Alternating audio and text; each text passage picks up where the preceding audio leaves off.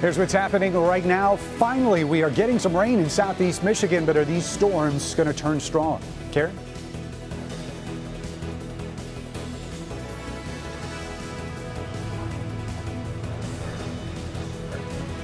Also, President Trump launches a new immigration crackdown, this time new rules for people coming to this country legally. Paula. We're on the hunt with experts. They are trying to find this brand new invasive species. They believe it just got here, but it does look like it's a real problem. I want you to take a look at this thing. It doesn't look like a big deal, but it is a big deal, and they are trying to keep it from getting bigger. Live from downtown Detroit, Local 4 News First at 4 starts now. Good afternoon, everybody. I am Karen Drew, and we are tracking some pop-up storms in Metro Detroit right now. Now, not everyone will see rain, but sudden downpours could really slow down your ride. So let's get to Ben Bailey, who is tracking what we're seeing. Yeah, Karen, a lot of folks enjoying the fact that we are finally getting rain. The timing not so good as we head into the afternoon commute. We'll start here in Oakland County, where we've got some of these downpours. Definitely some frequent lightning, although, again, I don't think that these storms are going to become severe. We will be seeing these downpours continue through the eastern part of the county, heading towards Troy, down towards the Royal Oak and Madison Heights here within the next 10 minutes or so. Finally leaving the 94 corridor, so the southern end of St. Clair County and the northern end of Lake St. Clair are going to get wet here shortly. Not a whole lot of activity in our west and south zone, but you can see the leading edge, the gust front coming off of these storms is likely going to fire up some more, even south of that line as we get into the next hour or two. Storms look like they will come to an end here by sunset tonight. We've still got more chances to go if you don't get wet today, and we'll talk about those coming up. Karen? All right, thank you, Ben. Also first at 4, an argument at a Detroit soup kitchen leads to a deadly confrontation near Chandler Park. Around 9:30 this morning, shots were fired into this white van that was stopped at a red light at Connor and Shoemaker. A passenger in the van was shot in the neck and later died. Police say the two men in the van had got into an argument with another man at a soup kitchen down the road and believe that's why the men in the van were targeted. Police are looking for the shooter. Thieves use a U-Haul to smash into a pharmacy in southwest Detroit. It happened early this morning on Verner Highway near Livernois. Investigators believe the thieves were looking for painkillers, which they weren't able to get since the owner keeps those pills locked in his safe. The U-Haul was found 2 blocks away from the pharmacy. The suspects were already gone. Moving to Dearborn this afternoon, where thieves used a stolen truck to smash into a jewelry store. It happened just before 5 a.m. at NJ Diamonds. That's on Schaefer at Ford Road. In total, the thieves were in and out of the store in less than 5 minutes, getting away with thousands of dollars worth of jewelry. Head at 5, our Sean Lay has some new surveillance video showing that entire theft go down. President Trump today threw his support behind a proposal to change the nation's immigration policy. The so-called RAISE Act was introduced by 2 Republican senators back in February. It aims to trim legal immigration by 50% over 10 years. The plan would eliminate the current lottery system used to allow foreigners to enter the U.S. and would replace it with a points-based system for those seeking a green card. This competitive application process will favor applicants who can speak English, financially support themselves and their families, and demonstrate skills that will contribute to our economy. The RAISE Act prevents new migrants. The RAISE Act still has to make it through Congress. Meantime, the Trump administration is also turning its attention to 2 foreign policy hotspots. Kimberly Gills in the newsroom with the very latest developments involving Russia and North Korea. Some serious stuff going on right now there. Yeah, you're right, Karen. Good afternoon to you. When it comes to American-Russian relations, the situation today rivals what we saw during the Cold War, and relations now might be even chillier after President Trump has signed a series of new sanctions, even though he says he doesn't like it. The new sanctions signed by the president today are aimed at punishing, Russia for meddling in last year's U.S. elections and its aggression in Ukraine and Syria. The measure had bipartisan support in Congress and is veto-proof. That measure of support did not stop the president from calling the measure, quote, seriously flawed and an encroachment on his authority to negotiate with other nations. The plan also added sanctions against Iran and North Korea. Now, when it comes to North Korea, the administration may be running out of options as far as that's concerned. The military threat appears to be growing, while the chances for diplomacy may be shrinking. Secretary of State Rex Tillerson wants North Korea to know the U.S. is not their enemy and they should negotiate. But the missiles that North Korea is now testing could threaten the U.S. with a nuclear attack. President Trump wants China to put pressure on North Korea. But if that doesn't work, one influential senator says military action may be the only option. President Trump has drawn a red line when it comes to North Korea. He has said very directly to me and others and publicly he will not allow them to get an ICBM that would be nuclear tipped to hit the American homeland, and he'd use military force if he had to stop it, and that's where we're headed if they don't stop. That's Senator Lindsey Graham from South Carolina. He says North Korea, and for that matter China, must believe the United States will use military force if North Korea poses a real threat to America's homeland security. Now, there's also word from the State Department today that Secretary of State Rex Tillerson will attend an Asian Issues Summit next week in the Philippines. North Korea's foreign minister will also be attending, but at this time there are no plans for the two diplomats to meet. But Karen will, of course, be all over it, and we'll keep you posted as new developments happen. All right, sounds good. Thank you, Kim. Well, the Dow Jones has been flirting with the historic 22,000 mark all day long. Big gains for Apple pushed the Dow over that milestone for the first time this morning, but then it fell back after AMC Entertainment gave a weak forecast and then healthcare companies dropped. The markets have just closed. As we're taking a look right now, it did close just above 22,000. The NASDAQ up, as well as the S&P 500. Health insurance in Washington is having an impact here in Washington, or I should say here in Michigan. Health insurers participating in the federal marketplace in Michigan were supposed to post rate increases on Monday. Instead, they have a 30-day extension. They need to know if President Trump will stop billions of dollars in payments to the insurance companies used to help low-income consumers. The president's team has a different view on those payments. So the president's attitude is fairly simple. If people are suffering, and they are, and they will continue to suffer because we have not repealed or replaced Obamacare, why shouldn't insurance companies similarly suffer? Some critics argue the insurance companies won't suffer. They'll raise rates even more and pass that cost to consumers. We'll see what those rate increases look like next month. Well, if just looking at a red swamp crayfish makes your stomach churn a little bit, well, wait until you hear about the damage that it could do right here in Michigan. This is an illegal invasive species. Today, Michigan DNR agents are hunting these critters, and our Paula Tutman went along, but we can't tell you exactly where she is because the DNR wants you to stay away from these crayfish. Paula. So I want you guys to take a close look at this. Take a look at what he's doing. Look what he's doing. He's inside a burrow, and he's pulling out a Louisiana red swamp crawfish or crayfish. Listen, this is an invasive species. We've been on the hunt with DNR and Friends of the Rouge River all day. They believe they're at the beginning. Wow. They believe they're at the beginning of finding this species. They're trying to keep this from spreading. They're being pulled out of this retention pond at a rate of about 1 per minute.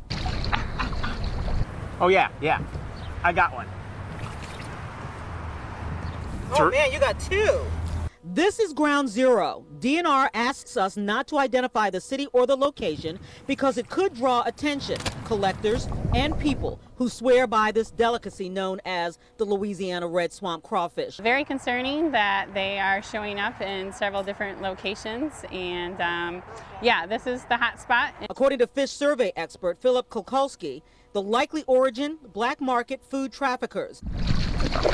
Because this species is illegal to have live anywhere in Michigan.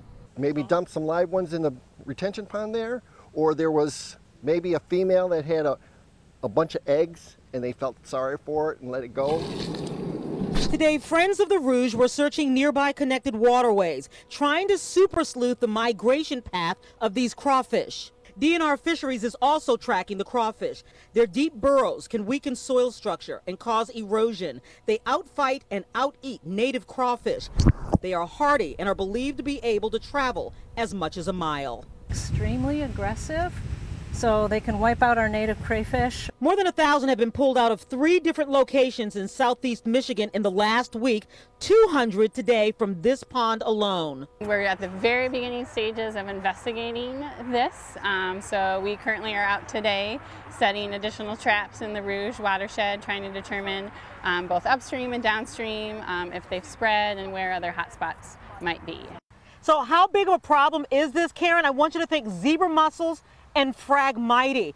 Nobody thought that those were a huge problem at first, but at least the experts believe that they are close enough, they are early enough in this forensic process. They hope that they're able to nip this in the bud before it gets any bigger and becomes a zebra mussel caliber problem. Karen, back to you. Wow, collecting 200 in one day. Unbelievable. Thank you, Paula. Still ahead, thousands of iPhone users could be at risk for skin irritations, even chemical burns. The new recall connected to a product that's supposed to protect your phone. Also, a fidget spinner emergency. One family needed help in a hurry. A surprising solution. Up next, a massive explosion at a Minnesota school leads to a heartbreaking search. News from across America next. Their wedding. Coming up all new on Local 4 News at 5 and 6. Well, it was just an incredible story, thankfully with a happy ending, and we saw just how intense that car chase was yesterday from surveillance video and some video we shot ourselves on the side of the road. Today, we're taking you on board a police cruiser dash cam video showing just how fast and intense this chase got yesterday. First at 4, we're on top of stories making headlines all across America. Let's start in Minneapolis. That's where one person is dead, another missing after a gas explosion at a prep school. That blast happened while several staff members and students were on campus for summer programs. 9 people have been taken to the hospital after the explosion caused part of the building to collapse. The explosion is believed to have been caused by a ruptured gas line. Moving to Arizona, where police are investigating a case where a customer shot and killed a would-be robber inside this Walgreens. Police say the armed suspect was wearing a wig and costume trying to steal OxyContin. During the holdup, a customer came up, shot the man. No word if that customer will face any charges. Arizona law does allow the use of deadly force to defend yourself or others, and there were about a dozen people in the store at the time. Check out this massive dust cloud that swept across the Phoenix area on Tuesday evening. Storms kicked up wind gusts of 40 miles an hour, lightning and brief downpours. The National Weather Service issued a blowing dust advisory for the southeast portion of the state. Imagine driving through that dust. The huge cloud slowed the evening commute, and the storms could continue through the week. Ben is here, and we're talking some pop-up storms today, which we need the rain. We just don't want it to be too violent. Yeah, I think a lot of folks thought that we may turn into that dust cloud. I know, it's been rough. It's been so long, and so finally we're getting some rain. The good news is these storms are not severe, and I don't think that they will get there. That line, actually several mini lines of storms moving through the area. The one that's on the east side now, again, is cleared in the 94 corridor, still affecting parts of southern St. Clair County. We're also getting wet on the east side of Oakland County. A pretty good amount of lightning here, too. So even though these storms are not severe, this is something you want to stay inside, stay away from windows just in case as these storms pass. The leading edge of that starting to fire up a little bit more activity. Not a whole lot going on in our north zone except one little cell starting to blow up there just off to the north of Brown City. And in our south zone and parts of our west zone, starting to get a little bit of activity there around Ann Arbor and maybe down towards the state line. But this will start to fill in a little bit more as these storms continue to work south and east. I think that we will finally see things drying out as we get past sunset tonight. Got a little kayaking in before the thunderstorm showed up. This is out in Clay Township. Thanks to Michael and Storm Pins for that shot. And a lot of folks will be waiting out the next few hours as those thunderstorms come through. But you can see where the rain has had an effect on temperatures. 69 in Pontiac, 70 in Port Huron. But south of there, where the storms have yet to get to, it's 88 right now at Metro Airport, 87 at City Airport. Plus that humidity is at muggy levels. Dew points are 65 plus in a lot of spots, especially down here at Grosse Ile Monroe, 69 and 68 respectively. And we are going to stay on the humid side of things until a front finally clears the area on Friday. So these storms tonight are going to fade as we head towards sunset. Cold front will sink south, but then retreat back, and that's going to allow thunderstorms to fire again tomorrow afternoon. So we'll see those fade, I think, in the evening hours. but there's a chance that we could be wet in spots overnight. Better chance of thunderstorms comes through with the passage of this front, and this is going to be early on Friday, late morning, early afternoon. We'll finally get that humidity to drop and see temperatures in the 70s for the weekend behind that front coming up. But lows tonight as we get into the metro zone, about mid-60s is where we're going to end up. South zone lows are going to be very similar, a little bit cooler out here in Lenawee County where we're going to drop to 62. There's a possibility, depending on who gets rain tonight, that we could be seeing some areas of patchy fog, but it's not going to be very widespread. Low to mid-60s here in our west zone. And north zone lows tonight going down to the mid-60s north of M59. Temperatures going to get to 82 tomorrow. And again, those thunderstorms will be scattered around in the second half of the day. And as we get to the 7-day forecast, much cooler than average over the upcoming weekend. And we won't get back to 80 until Tuesday of next week. Karen? In today's Help Me Hank recall alert, we've got a warning for thousands of iPhone users. Thousands of these liquid glitter iPhone cases are being recalled because of skin irritations and chemical burns. Mixbin Electronics says the liquid can leak out of the cases, causing those skin issues. About 263,000 cases were sold nationwide at major retailers like Amazon, Nordstrom Rack, and Victoria's Secret. If you have one of these cases, stop using it and then contact Mixbin for a refund. Still had some video that will remind you of the original summer blockbuster, Jaws. Find out how some scientists got up close and personal with a great white. And this video gets even better. First, this boy's parents took him to the ER for a fidget spinner emergency, but it wasn't a doctor who came to his rescue. Think you know what your kids are up to? Think again. They're sitting in their bedroom, you know. You don't know what they're doing. Live streaming from their room. The additional scary part to that app is you can now also pay that person. Kids making money for taking strangers inside their world. Parents have no idea. Everything from meetups, drug sales, to... Possibilities are really endless. Just getting to connect with strangers online is pretty popular for teens at the moment. School is out, parents are at work, and you need to know what's really going on. My special report tonight at 11. Right now, first at 4, this Arizona boy had quite a situation on his hands. Literally, look at your screen right there. Wondering what that is? Yeah, it's one of those fidget spinners. 11-year-old Sam Rhodes was playing with his fidget spinner when it got stuck on his finger. Mom tried soap and oil. That did not work. So she took him to the ER. Doctors there tried a ring cutter. That didn't work. The spinner is made of a metal alloy that's incredibly strong. Finally, the family went to a second ER, and guess what? That's where a maintenance man was able to remove the spinner. He used a fiberglass saw. It took 4 blades to get it off. When in doubt, go to the maintenance man. They can solve a lot of stuff, right? Apparently. Gosh. You're paying like a doctor. I know. All right, let's talk about some trending stories right now. And you could dress like the king of rock and roll if you want to. Of course, we're talking about the great Elvis Presley. Hundreds of items are going up for auction, including a red corduroy suit. That's sexy. Corduroy is not popular anymore, is it? No, but look at that. Remember when you'd wear that and walk and the... Well, it wouldn't be cheap. The suit goes for $60,000 to $70,000. There's also a guitar ring, as you just saw, once worn by the king. That could go for $30,000. There are 300 items that will be up for auction next month to mark the 40th anniversary of Elvis's death, which was August 16th, 1977. Well, this story is definitely not for the faint of heart. We're about to get up close and personal with a great white shark. Some scientists put a GoPro camera in the water off the coast of Massachusetts. So look at this. Right away, they can see that great white swimming around. And the shark comes right up to the camera, giving it an inside view of its big teeth. They think the shark was actually trying to eat the camera. Here's another look. I would say that's probably true. Yeah, I would think. I don't think you really need to be a scientist to figure that out. His mouth is open and he's trying to eat the camera. All right, when you think of wedding cakes, you probably think of something that looks like this. Well, still ahead, a very unusual wedding cake made with the groom in mind. I'll show you coming up.